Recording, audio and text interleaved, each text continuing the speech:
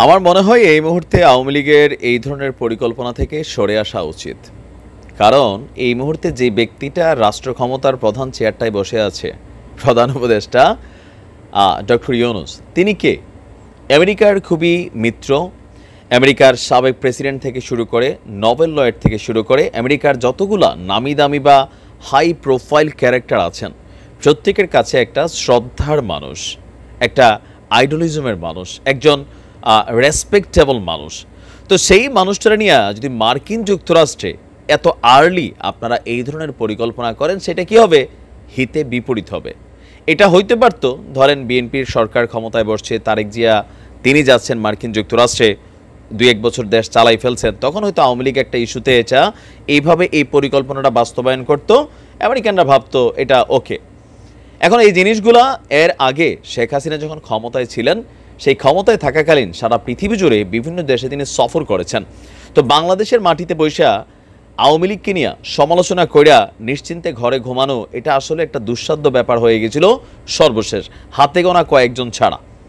ভিপিনুররা বলছে তারা কিন্তু ঘুমাইতে পারছে। তো যাই হোক, কিন্তু যখন শেখ হাসিনা বিদেশ সফর করতেন অথবা আওয়ামী লীগের বড় কোনো এমপি বিদেশ সফর করতেন, সেখানে কিন্তু স্থানীয়ভাবে বিএনপি অথবা জামাতের যারা নেতাকর্মীরা আছেন তারা তাদেরকে সেখানে কালো পতাকা দেখাইতো, প্লে কার্ড দেখাইতো, মাঝে মাঝে স্ল্যাং ইউজ করতো, আবার অনেক সময় হাতাহাতিতে জড়াই যেত নিজেরা, মানে নেতাকর্মীরা আওয়ামী লীগ বনাম বিএনপি। তো একই স্টাইলে আপনারা জানেন যে আমাদের প্রধান উপদেষ্টা ডক্টর মোহাম্মদ ইউনূস, তিনি সম্ভবত আজকে যুক্তরাষ্ট্র সফরের উদ্দেশ্যে বের হয়ে গেছেন। আর তার এই সফরে খুব বেশি মানুষ নাই, জাস্ট 7 জন সফর সঙ্গী আছেন।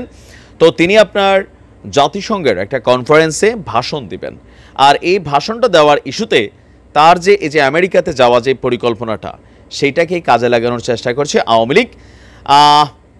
একটা প্রতিবাদ কর্মসূচি পালন করার ঘোষণা আছে যুক্তরাষ্ট্র আওয়ামী লীগের নেতাকর্মীরা। তারা নিউ ইয়র্কের জন এফ কেনেডি বিমানবন্দর এবং জাতিসংঘের সদর দপ্তরের সামনে প্রধান উপদেষ্টাকে কালো পতাকা প্রদর্শন কর্মসূচি পালন করবে।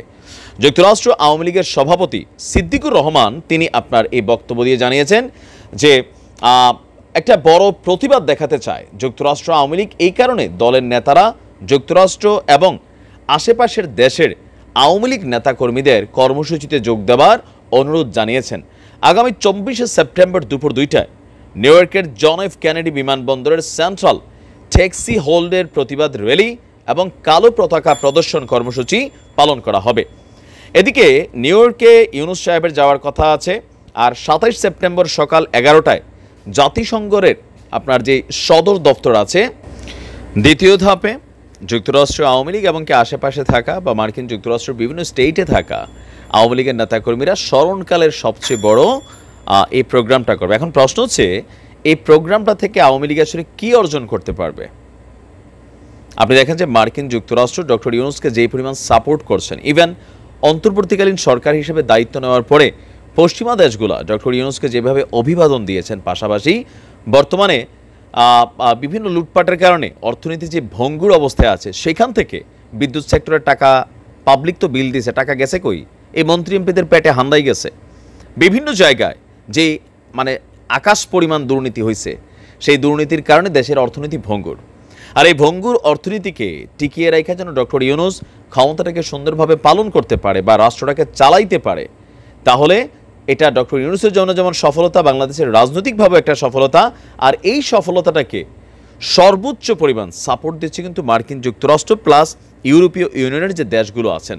এখন ডক্টর ইউনূস তার এহেরা গেহেরা ক্যারেক্টার না যে তিনি ওইখানে গেলেন, কালো পতাকা দিল বা তাকে নিয়ে একটা নেগেটিভ একটা ইমপ্রেশন অথবা সামহাউ তৈরি হবে, এগুলা কিছুই হবে না। বরঞ্চ যতটুকু আমার মনে হয় যে মার্কিন যুক্তরাষ্ট্র সর্বোচ্চ পরিমাণ তারা ইউনূস সাহেবকে নিরাপত্তা দিবেন।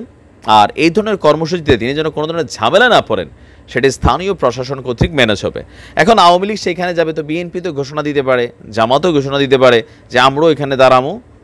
তখন পরিস্থিতি কোন দিকে হবে বা যাবে, সেখানে আমার কাছে মাঝে মাঝে মনে হয় যে আওয়ামী লীগের কিছু কিছু সিদ্ধান্ত আত্মঘাতী সিদ্ধান্ত। বিশ্বের কাছে নিজেদের মান সম্মান, এমনি তো চোর বাটপার লুটারা হিসাবে অনেক পয়সা টয়সার খবর বাড়ি গেছে, এগুলো বাদ দেন। বাদ দিয়া এগুলো যদি করার চিন্তা থাকে, অদূর ভবিষ্যতে রাজনৈতিক দল যখন কেউ ক্ষমতায় আসে, তারাও দুর্নীতি লুটপাটে ব্যস্ত হলে তখন এগুলো করেন। এখন এটাতে নিজেদের জন্য ভালো কোনো কিছুই হবে না। ভালো থাকুন। আসসালামু আলাইকুম।